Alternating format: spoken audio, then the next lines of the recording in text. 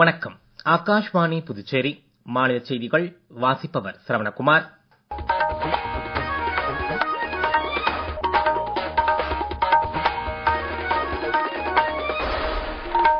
தலைப்புச் செய்திகள்.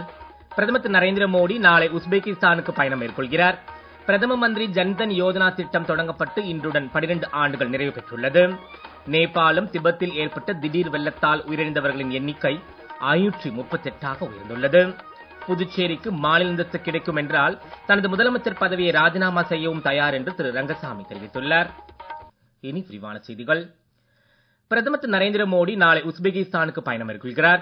இந்த 2 நாள் பயணத்தின் போது அவர் உஸ்பெகிஸ்தான் அதிபர் திரு ஷவுகத் மிர்சியோவை சந்தித்து இரு நாடுகளுக்கும் இடையேயான கூட்டாண்மையை வலுப்படுத்துவதற்கான பேச்சுவார்த்தைகளை நடத்த உள்ளார். பிரதமர் திரு நரேந்திர மோடி உஸ்பெகிஸ்தானுக்கு பயணம் மேற்கொள்வது இது 4வது முறையாகும். அங்குள்ள ஜவஹர்லால் நேரு பல்கலைக்கழகத்தின் சர்வதேச ஆய்வுகள் பள்ளியில் மத்திய ஆசிய ஆய்வுகள் துறையின் பேராசிரியரான திரு ராஜன் குமார் செய்தியாளரிடம் பேசுகையில், இந்த இரு தலைவர்களிடையே நிகழும் இந்த சந்திப்புகள் உஸ்பெகிஸ்தானுக்கும் இந்தியாவுக்கும் இடையே உள்ள ஆழமான உறவுகளை எடுத்துக்காட்டுவதாக கூறினார். இந்த பயணத்தின் போது பிரதமர் திரு நரேந்திர மோடியும் அந்நாட்டு அதிபர் திரு ஷவுகாத்தும் வர்த்தகம் மற்றும் முதலீடு, பாதுகாப்பு, டிஜிட்டல் இணைப்பு, எரிசக்தி, கல்வி மற்றும் மக்கள் தொடர்பு துறைகளில் ஒத்துழைப்பை ஆய்வு செய்து எதிர்காலத்திற்கான செயல் திட்டங்கள் குறித்து விவாதிக்க உள்ளனர். மேலும் விக்சித் பாரத் 2047 மற்றும் உஸ்பெகிஸ்தான் 2030 ஆகியவற்றின் பகிரப்பட்ட வளர்ச்சி தொலைநோக்கு பார்வைகளை முன்னெடுத்து செல்வது குறித்த கண்ணோட்டங்களையும் அவர்கள் கலந்தாலோசிக்க உள்ளனர். பிரதம மந்திரி ஜன்தன் யோஜனா திட்டம் தொடங்கப்பட்டு இன்றுடன் 12 ஆண்டுகள் நிறைவு பெற்றுள்ளது. கடந்த 12 ஆண்டுகளில் இணையற்ற தாக்கத்துடன் முன் எப்போதும் இல்லாத அளவிலான மாற்றத்தை இந்த ஜன்தன் யோஜனா திட்டம் வழங்கியுள்ளது என்று பிரதமர் திரு நரேந்திர மோடி கூறியுள்ளார். இது குறித்த கூடுதல் தகவல்கள். நாடு முழுவதும் நிதி மேலாண்மை மற்றும் மக்களுக்கு அதிகாரம் அளித்தல் ஆகியவற்றில் ஜன்தன் யோஜனா திட்டம் முக்கிய பங்கு வகிக்கிறது என்று பிரதமர் திரு நரேந்திர மோடி தமது சமூக ஊடக பதிவில் குறிப்பிட்டுள்ளார். இத்திட்டத்தின் மூலம் அரசின் மானியங்கள், நலத்திட்ட உதவிகள் நேரடியாக மக்களின் வங்கிக் கணக்கில் செலுத்தப்பட்டு வருவதாக பிரதமர் கூறியுள்ளார். இத்திட்டத்தின் கீழ் இதுவரை 59 கோடிக்கும் அதிகமான கணக்குகள் தொடங்கப்பட்டுள்ளன என்றும், இதன் மூலம் மொத்த வைப்புத் தொகை 3,17,000 கோடி ரூபாயாக உள்ளது என்றும் அறிவிக்கப்பட்டுள்ளது. இந்த திட்டம் 2014ஆம் ஆண்டு இதே நாளில் தொடங்கப்பட்டு உலகின் மிகப்பெரிய நிதி உள்ளடக்க முயற்சியாக அனைத்து இந்தியர்களுக்கும் வங்கி சேவைகளை எளிதாக்கியுள்ளது என்பது குறிப்பிடத்தக்கது. மேலும் இத்திட்டத்தின் கீழ் 78% கணக்குகள் கிராமப்புறம் அல்லது பகுதி நகர்ப்புறங்களில் தொடங்கப்பட்டுள்ளன. தகவல் ஒலிபரப்புத்துறை இணையமைச்சர் டாக்டர் எல் முருகன் வெளியிட்டுள்ள சமூக ஊடக பதிவில், வளர்ச்சியடைந்த இந்தியாவிற்கான அடித்தளத்தை பிரதமரின் வங்கிக் கணக்கு திட்டம் உறுதி செய்துள்ளது என்றும், கோடிக்கணக்கான மக்களின் நிதி பாதுகாப்பை பிரதமரின் ஜன்தன் திட்டம் வகுத்து தந்துள்ளது என்றும் குறிப்பிட்டுள்ளார். ரக்ஷாபந்தன் கொண்டாட்டத்தை முன்னிட்டு குடியரசுத் தலைவர் திருமதி திரௌபதி முர்மு, குடியரசு துணைத் தலைவர் திரு சி பி ராதாகிருஷ்ணன் மற்றும் பிரதமர் திரு நரேந்திர மோடி ஆகியோர் இன்று புதுடெல்லியில் உள்ள பல்வேறு பள்ளிகள் மற்றும் அமைப்புகளைச் சேர்ந்த குழந்தைகள் மற்றும் மாணவர்களுடன் கொண்டாடினர். குடியரசுத் தலைவர் வெளியிட்டுள்ள சமூக ஊடக பதிவில், ரக்ஷாபந்தனின் முக்கியத்துவம் உடன்பிறப்புகளின் பந்தங்களை தாண்டிய பிணைப்பு என்றும், ரக்ஷாபந்தன் என்னும் புனித நூலை குடும்ப உறுப்பினர்கள், நண்பர்கள் மற்றும் மரங்களில் கூட கட்டலாம் என்று குறிப்பிட்டுள்ளார். குடியரசு துணைத் தலைவர் வெளியிட்டுள்ள வாழ்த்துச் செய்தியில், அன்பு, நம்பிக்கை மற்றும் பாதுகாப்பு ஆகியவற்றின் அழகான உறவை குறிப்பது ரக்ஷாபந்தன் என்று குறிப்பிட்டுள்ளார். பிரதமர் திரு நரேந்திர மோடி வெளியிட்டுள்ள வாழ்த்துச் செய்தியில், இந்த பண்டிகை பாசம் மற்றும் நல்லிணக்க பிணைப்புகளை ஆழப்படுத்தி அனைவருக்கும் மகிழ்ச்சியையும் செழிப்பையும் கொண்டு வர வேண்டும் என்று கூறியுள்ளார். இதனிடையே பஞ்சாப் மாநிலம் அமிர்தசரஸில் ரக்ஷாபந்தனையொட்டி இன்று நடைபெற்ற விவசாயிகள் கலந்துரையாடல் நிகழ்ச்சியில் மத்திய வேளாண் அமைச்சர் திரு சிவராஜ் சிங் சௌஹான் பங்கேற்றார். அமிர்தசரஸில் உள்ள பொற்கோவிலில் நாட்டிற்காகவும் பஞ்சாப் மாநில வளர்ச்சிக்காகவும் நடைபெறும் சேவா பூஜைகளிலும் அவர் கலந்து கொண்டார்.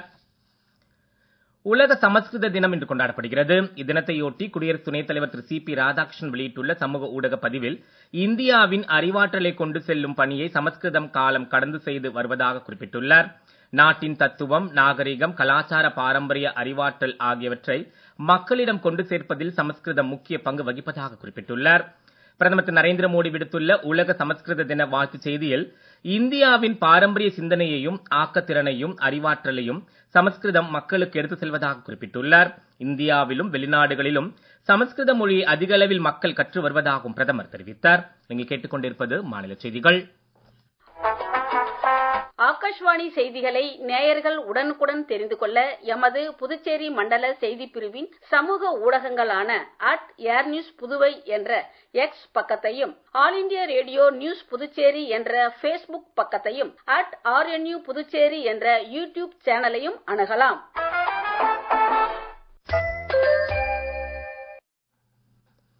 செய்திகள் தொடர்கின்றன.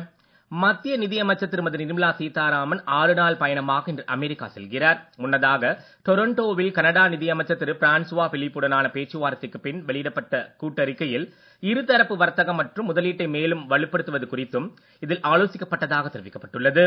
பல்வேறு நிதித்துறை சார்ந்த பிரச்சனைகளில் ஆழமான ஒத்துழைப்பு குறித்தும் இரு அமைச்சர்களும் விவாதித்தனர். இருதரப்பு முதலீட்டு ஒப்பந்தத்திற்கான பேச்சுவார்த்தைகளை முன்னெடுக்க இந்தியா தயாராக உள்ளது என்று மத்திய நிதியமைச்சர் திருமதி நிர்மலா சீதாராமன் தெரிவித்துள்ளார். மேலும் 2030ஆம் ஆண்டிற்குள் இருதரப்பு வர்த்தகத்தை 70 பில்லியன் கனடா டாலராக உயர்த்துவது என்றும் நிதியமைச்சர்கள் கூட்டத்தில் முடிவு செய்யப்பட்டது. நேபாளம் திபெத்தில் ஏற்பட்ட திடீர் வெள்ளத்தால் உயிரிழந்தவர்களின் எண்ணிக்கை 538ஆக உயர்ந்துள்ளது. எல்லையின் இருபுறமும் 1545 பேர் இன்னும் காணவில்லை என்றும் அறிவிக்கப்பட்டுள்ளது. மீட்புக் குழுக்கள் ஆற்றங்கரையிலும் தனிமைப்படுத்தப்பட்ட குடியிருப்புகளிலும் உயிர் பிழைத்தவர்களை தேடியும் வெள்ளத்தில் அடித்துச் செல்லப்பட்ட உடல்களை மீட்டு வருகின்றனர். இருப்பினும் போதே கோஷி நதி அமைப்பின் மூலத்திற்கு அருகில் புதிதாக உருவான தடுப்பு ஏரி குறித்தும் அதில் ஏற்படும் உடைப்பு மற்றொரு நீர் பெருக்கத்தை தூண்டி பேரழிவை மேலும் தீவிரமாக்கி மீட்புப் பணிகளுக்கு தடையாக அமையக்கூடும் என்றும் அதிகாரிகள் அஞ்சுகின்றனர். நேபாள பாதுகாப்பு படையினர் பாதிக்கப்பட்ட மாவட்டங்களில் இருந்து 800க்கும் மேற்பட்டோரை வெளியேற்றியுள்ளனர். இது குறித்த கூடுதல் தகவல்கள். நேபாளத்தில் ஏற்பட்ட வெள்ளப்பெருக்கை தொடர்ந்து இந்தியா மீட்பு மற்றும் நிவாரண நடவடிக்கைகளை தொடங்கியுள்ளது. நேபாளத்தில் உள்ள 290 இந்தியர்களை தொடர்பு கொள்ள முடியவில்லை என்றும் அவர்களை கண்டறிந்து மீட்பதற்கான முயற்சிகள் நடைபெற்று வருவதாகவும் வெளியுறவு அமைச்சகம் தெரிவித்துள்ளது. இதுவரை திரிசூலி 1 ஆற்று மின் திட்டத்தின் 63 தொழிலாளர்கள் மற்றும் தமிழ்நாட்டைச் சேர்ந்த 21 பேர் உட்பட 84 இந்தியர்கள் மீட்கப்பட்டுள்ளனர். நேபாள அரசின் பிற அமைச்சகங்கள், மாநில அரசுகள், சுற்றுலா ஏற்பாட்டாளர்கள் மற்றும் சம்பந்தப்பட்ட அதிகாரிகளுடன் அமைச்சகம் ஒருங்கிணைந்து செயல்பட்டு வருவதாக மத்திய வெளியுறவுத்துறை அமைச்சர் டாக்டர் ஜெய்சங்கர் கூறியுள்ளார்.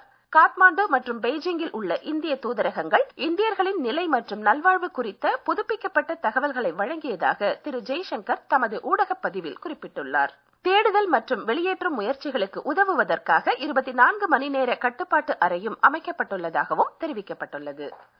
பிரதமர் திரு நரேந்திர மோடி நேபாள பிரதமர் திரு பலேந்திர ஷாவுடன் தொலைபேசியில் தொடர்பு கொண்டு நிலவரம் குறித்து கேட்டறிந்து மனிதாபிமான உதவிகளை இந்தியா அளிக்கும் என்று உறுதியளித்துள்ளார். புதுச்சேரி சட்டப்பேரவையின் பட்ஜெட் கூட்டத்தொடரில் இன்று புதுச்சேரிக்கு மாநில அந்தஸ்து கிடைக்கும் என்றால் தனது முதலமைச்சர் பதவியை ராஜினாமா செய்யவும் தயார் என்று திரு ரங்கசாமி தெரிவித்துள்ளார். சட்டப்பேரவையில் பாஜக சட்டமன்ற உறுப்பினர் திரு ஜான்குமார் பேசுகையில், புதுச்சேரிக்கு மாநில அந்தஸ்து பெற அனைத்து சட்டமன்ற உறுப்பினர்களும் டெல்லிக்கு செல்ல வேண்டும் என்றும் சட்டமன்ற பதவியை ராஜினாமா செய்ய தயாராக உள்ளதாகவும் கூறினார். தொடர்ந்து ஆளும் கட்சி மற்றும் எதிர்க்கட்சி சட்டமன்ற உறுப்பினர்களும் தங்கள் பதவிகளை ராஜினாமா செய்ய தயாராக உள்ளதாகவும் கூறினார். முன்னதாக சமூக விரோத செயல்பாடுகள் தடுப்பு சட்ட முன்வரைவை உள்துறை அமைச்சர் திரு நமச்சிவாயம் தாக்கல் செய்ய முயன்றார். அப்போது சட்டமன்ற உறுப்பினர்கள் அரசு வேலைவாய்ப்பில் மோசடி, மணல் திருட்டு, சீட்டு மோசடி ஆகியவற்றை இந்த சட்ட மசோதாவில் சேர்க்க வேண்டும் என்று கோரிக்கை விடுத்தனர். தொடர்ந்து சட்டமன்ற உறுப்பினர்கள் பல்வேறு குற்ற சம்பவங்களை சுட்டிக்காட்டினர். பின்னர் சட்டப்பேரவைத் தலைவர் திரு அன்பழகன் சட்டத்தின் மீது உறுப்பினர்கள் விவாதம் நடத்தி முதலமைச்சர் மற்றும் உள்துறை அமைச்சர் ஆகியோரின் அனுமதியோடு முழு சட்ட திருத்தம் பேரவையில் நிறைவேற்றப்படும் என்றும் அதுவரை இந்த சட்ட திருத்தத்தை நிறுத்தி வைப்பதாகவும் அறிவித்தார். அமெரிக்காவில் நடைபெற்ற கிராண்ட் செஸ் போட்டியின் இந்தியாவின் பிரக்ஞானந்தா இறுதிப் போட்டியில் நடப்பு சாம்பியன் ஃபாபினோ கரோனாவை வென்று வரலாற்று சாதனை படைத்துள்ளார். சாம்பியன் பட்டம் வென்ற இந்தியாவின் பிரக்ஞானந்திற்கு தலைவர்கள் வாழ்த்து தெரிவித்துள்ளனர். பிரேசிலில் நடைபெற்று வரும் சர்வதேச டென்னிஸ் போட்டியில் இந்தியாவின் கிரிஷா மகேந்திரன் அமெரிக்காவின் விர்ஜினா கிராக்கர் இணை அரையிறுதிக்கு முன்னேறியுள்ளது. தாய்பேயில் நடைபெற்று வரும் சர்வதேச டென்னிஸ் போட்டியின் அரையிறுதி ஆட்டத்தில் இந்தியாவின் நிதின்குமார் சின்ஹா மணிஷ் இணை 6-3, 7-5 என்ற செட் கணக்கில் தைவான் இணையை வீழ்த்தி இறுதி ஆட்டத்திற்கு முன்னேறியுள்ளது. ஆசிய கோப்பை மகளிர் 2020 கிரிக்கெட் போட்டி துபாயில் இன்று தொடங்குகிறது. வரும் 13ஆம் தேதி வரை நடைபெறும் இப்போட்டியில் இந்தியா உட்பட 8 அணிகள் பங்கேற்க உள்ளன. இந்தியா தனது முதல் ஆட்டத்தில் நாளை மறுநாள் தாய்லாந்தை எதிர்கொள்கிறது. மீண்டும் தலைப்புச் செய்திகள். பிரதமர் திரு நரேந்திர மோடி நாளை உஸ்பெகிஸ்தானுக்கு பயணம் மேற்கொள்கிறார். பிரதம மந்திரி ஜன்தன் யோஜனா திட்டம் தொடங்கப்பட்டு இன்றுடன் 12 ஆண்டுகள் நிறைவு பெற்றுள்ளது. நேபாளம் திபெத்தில் ஏற்பட்ட திடீர் வெள்ளத்தால் உயிரிழந்தவர்களின் எண்ணிக்கை 538ஆக உயர்ந்துள்ளது. புதுச்சேரிக்கு மாநில அந்தஸ்து கிடைக்கும் என்றால் தனது முதலமைச்சர் பதவியை ராஜினாமா செய்யவும் தயார் என்று திரு ரங்கசாமி தெரிவித்துள்ளார். இத்துடன் செய்தி அறிக்கை நிறைவு பெறுகிறது. வணக்கம்.